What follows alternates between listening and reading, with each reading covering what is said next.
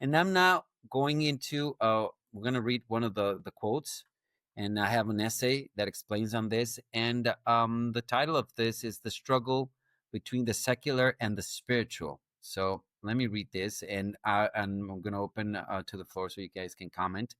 But the quote is, religion is now confronted by the challenge of a new age of scientific minds and materialistic tendencies.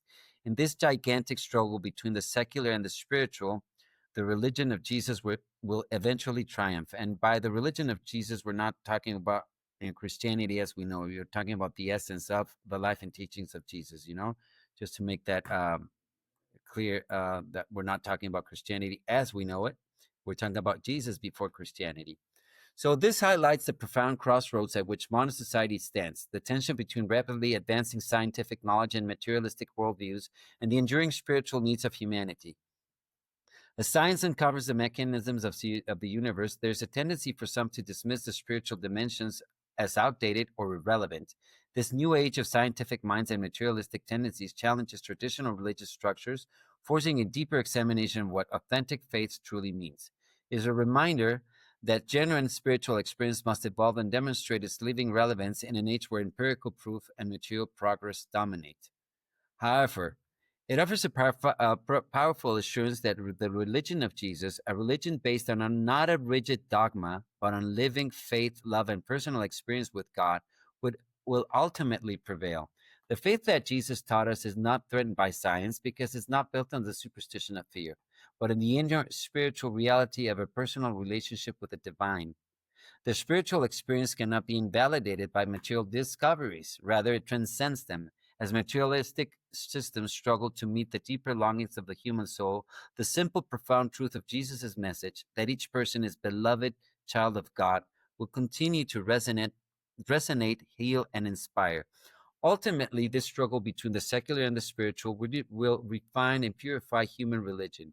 The triumph of Jesus' religion will not only be through force of argument, but through its ability to satisfy the deepest needs of the human heart: love, purpose, hope, and a connection to something eternal. As science explains the material world, true religion will continue to illuminate the meaning behind existence, blending reason with faith and enriching the human experience with wisdom, compassion, and the living presence of God. Oh, yes. This is, I'm so glad that you added that, Santiago. And I love the essay, the beautiful distinction it makes about Jesus' religion. Has nothing to do with traditional religions, but it's a concept of love and faith. And just to give you an example of how that had really affected me, um, during the religion I grew up with, I'm not going to name it, but you'll know what it is as I describe. But we are very well known at one time for going from door to door, knocking on people's door and presenting a Bible message. I grew up doing this. And in the decades that I did this, it was always with the idea of winning someone over to my religion. And even though we presented the face of, oh yes, I'm really here to hear your side, it was always with an agenda to convert you. I went there, I had the truth, and you didn't. Okay. Jettison past that, where I left that behind and have now read the life and teachings of Jesus. And I'm now going forth with an idea. This is already a preconceived idea that you are my brother. I don't, it doesn't matter what religion you are, doesn't matter what race you are, what culture you are. I advance from the idea, you're my brother already. So we're already on the same track. And the way the master just encountered people, I said, that's how I want to be. That's how I want to do it. Now, in all these decades of my going forth and proselytizing, I was always in arguments with people. And it was like, okay, I got to prove to you that this is the way as delicately as I could. And it was always a wrangling. Do you Okay. know, since embracing the way the master actually did it, I have had no arguments. None. And I talk to many people now. I can sit and listen to your views and your feelings with an open mind and an open heart and simply say, this is where my brother or sister is on their journey. And I also remember when my head was shut up and I wouldn't listen to anyone. So I can now be compassionate with a person who's not open minded yet. And I don't have to wrangle with them. But if we could get to that level of the way the master encountered people, and you start off with the idea, you're my brother, let's see Yeah. how we can build each other up.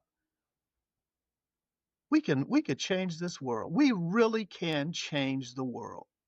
And it really does begin with an individual. You know, I often think that, and I encountered this with my own ministry partners. We were constantly thinking, okay, well, let's develop this website so that we can have it, have bling to it and attract people here and there. But my most profound experiences have been just meeting someone. And if you'd like, I'd like to share a little experience with you. Please, please. Okay. So last year, I was sitting in the public garden, which is in Boston. And one of the things that being religiously free has done is it's opened me up to try things or experiment with things that I've never done before because there was a block on it.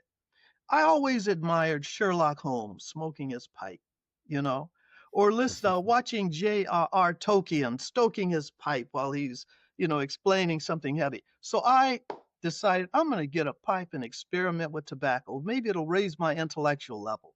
So anyway, a friend of mine, um, or this guy was walking through the public garden, and he had on a nice little cap and smoking his pipe. And I looked at him, I said, nice pipe you got there.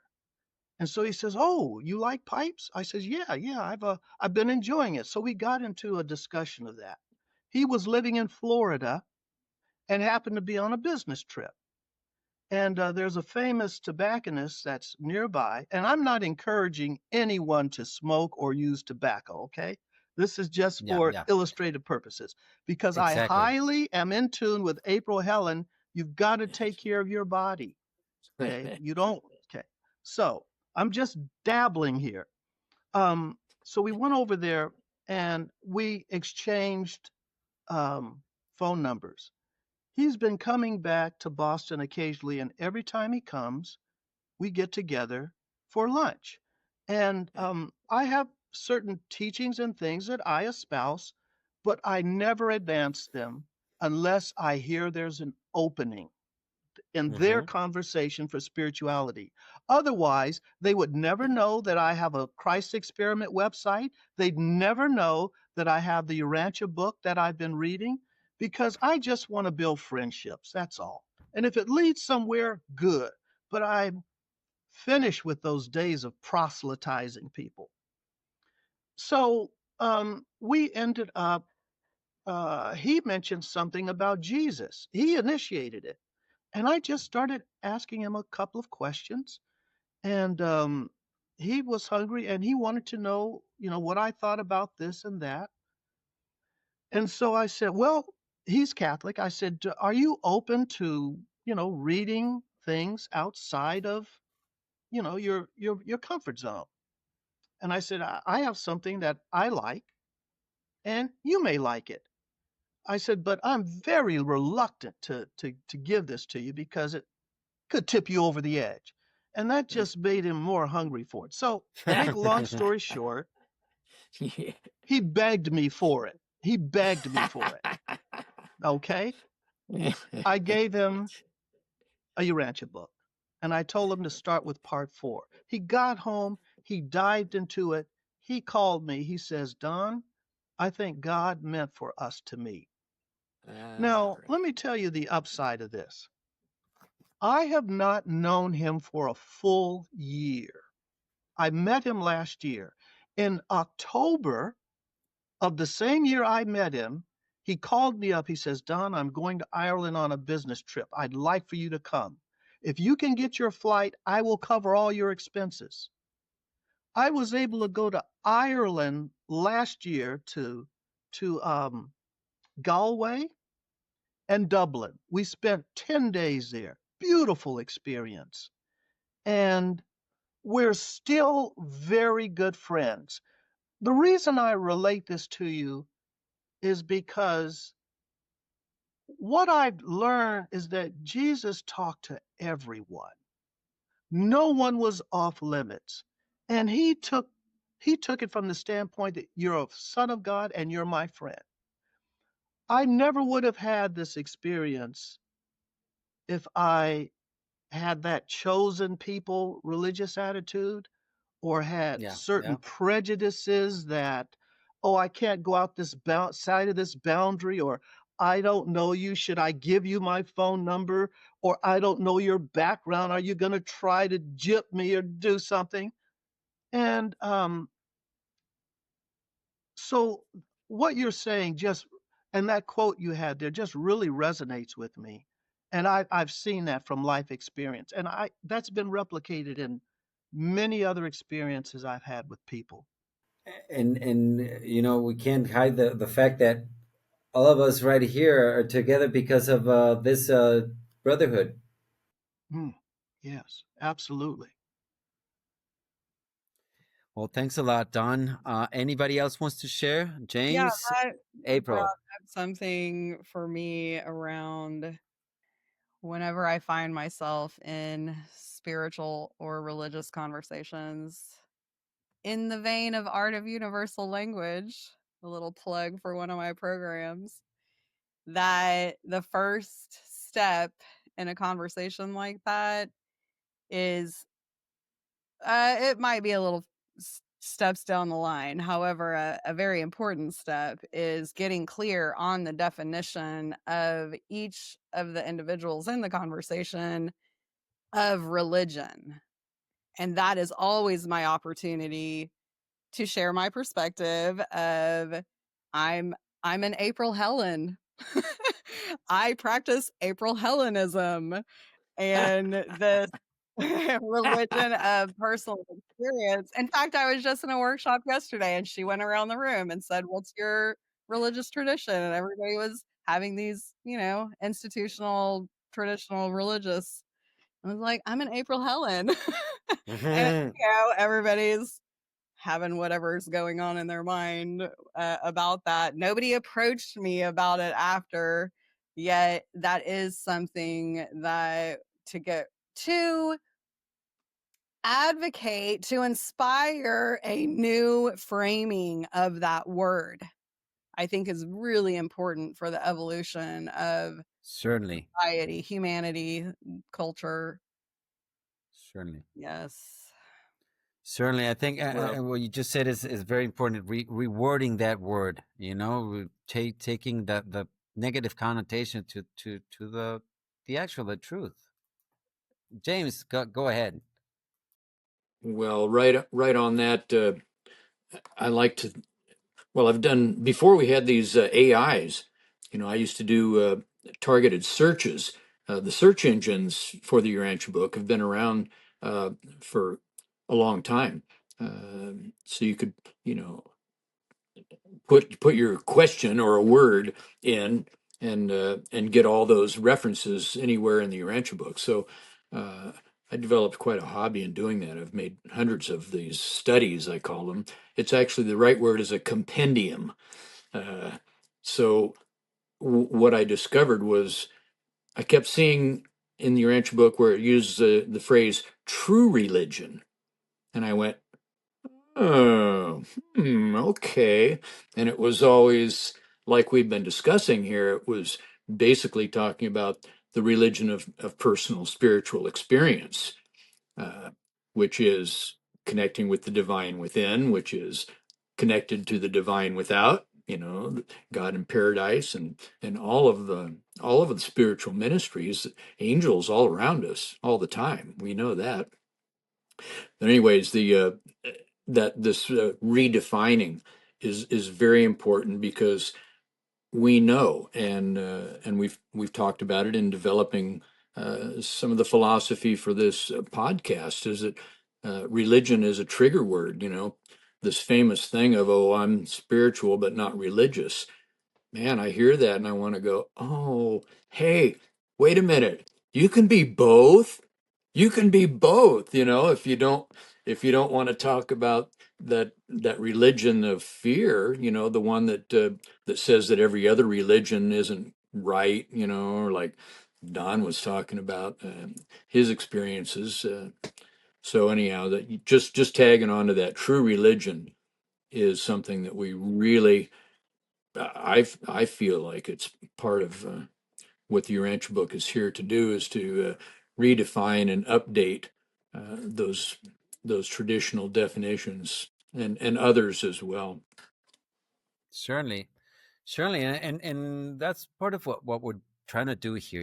It's, I mean, we're not coming here, and although we do have a source and I mean, our spiritual uh, paths and journeys do have, information and sources, and that's why we have a common language among us. But the most important thing, I believe here, is to redefine. It's, and not take the like you were saying, the fear-based religion, but to a religion of the spirit. And what I find very interesting, if God really, the grandest gift that He could give us is personality, and personality means that we are all unique. Each one of us is unique, not irreplaceable and uncopyable.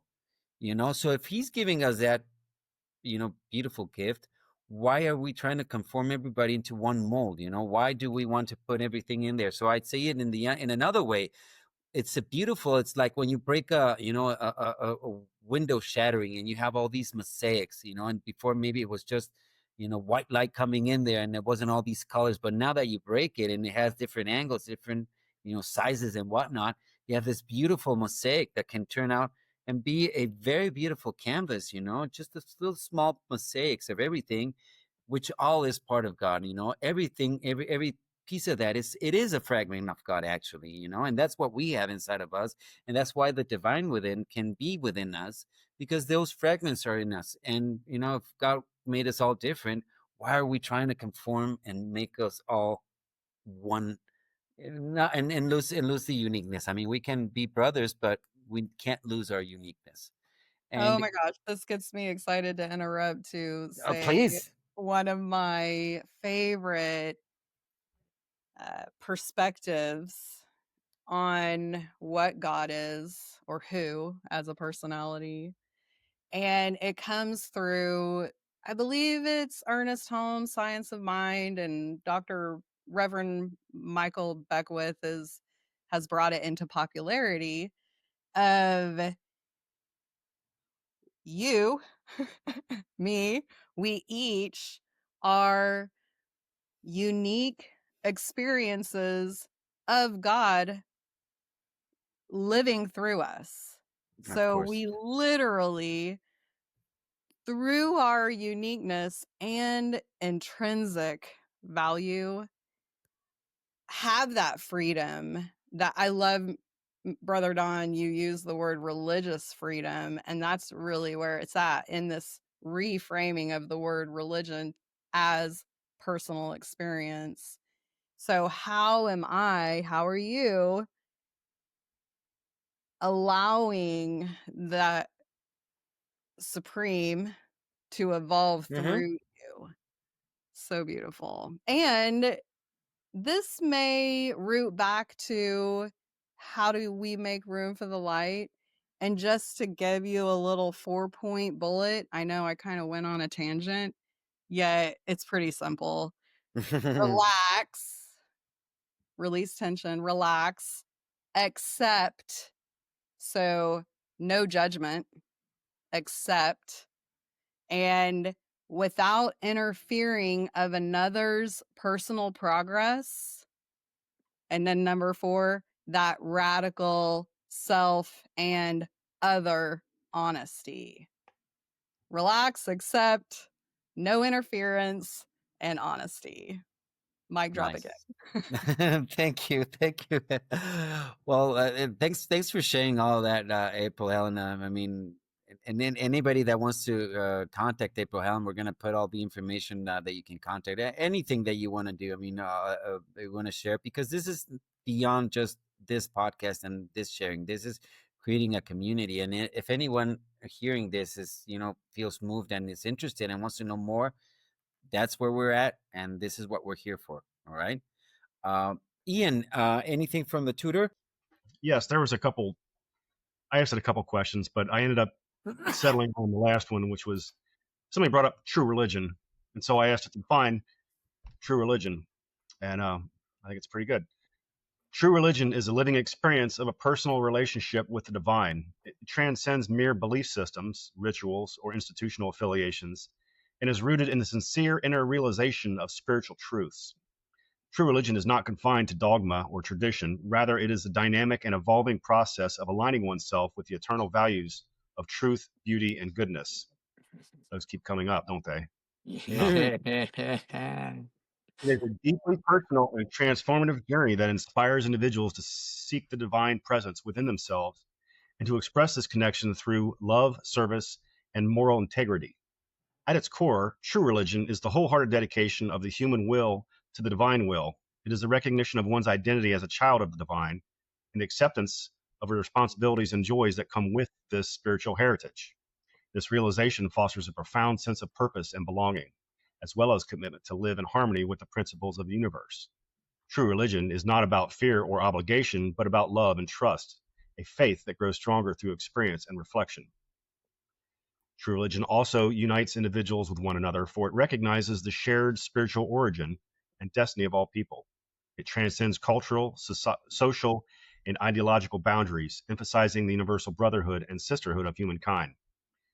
This universal perspective inspires acts of compassion, justice, and service as individuals seek to reflect divine love in their relationship and communities. Wow. Hang on. Importantly, true religion is not static. It is a living and growing reality. As individuals deepen their understanding of spiritual truths and expand their capacity for love and service, their experience of religion evolves. This growth is guided by the inner presence of the divine, which continually calls them to higher levels of awareness and action. Nice. So, yeah, Nice. it's good at that. Thanks. It's good Wow. at boiling 2,000 pages down into, Ah. a few paragraphs. Good. That does such a good job. I mean, I've that distilled the compendiums that I used to make, the studies I called them, of something like a phrase from the Urantia book that goes right to that. It's several pages long of all the quotes out of the Urantia book that feature that phrase. But the UB tutor takes it just right into another realm where it distills and synthesizes all of that information into something really coherent. Thanks, Ian. That was cool. Yeah, the tool is amazing for doing that work. And what I love about it is you can take what I just read and say, now sum it up in 3 paragraphs for a 13-year-old, and it will do it instantly. It's amazing for Yeah. that. It's really good at that. Yeah, exactly. It's trying to, that's what it's really good at, I mean, a lot of things, but how can you phrase what you just said, all those paragraphs into a simple, sentence for a child. So, well, thanks everybody. I mean, this has been great. I wish we could spend, a little bit longer, but we're different time zones, and it's been long days. But the good thing about this is that this is just the beginning. This is, the first programs that we're going to have, and our service to all of you listening, watching, is really to be here and sharing our truths, or the truths that we've